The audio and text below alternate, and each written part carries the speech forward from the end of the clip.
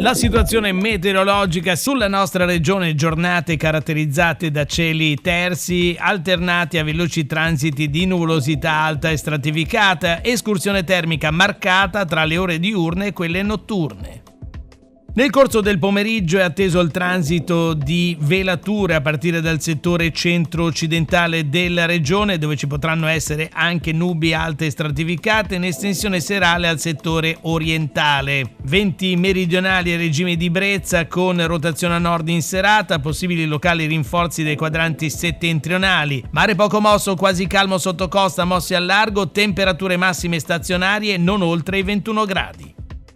Per domani, mercoledì 5 novembre, i previsori della Limete si attendono ancora tempo stabile ma con velature in transito sul settore centro-occidentale nel corso della giornata e locali banchi di nebbia che faranno la loro comparsa nelle prime ore del mattino sui versanti padani occidentali, cieli sereni o poco nuvolosi sui restanti settori della nostra regione per tutta la giornata. Venti deboli a regime di brezza con locali rinforzi dai quadranti settentrionali in serata sul settore centrale, con mare poco mosso a ponente al largo, quasi calmi sulle coste del centro-levante. Temperature stazionarie, come detto, con grande escursione termica, soprattutto negli entroterra.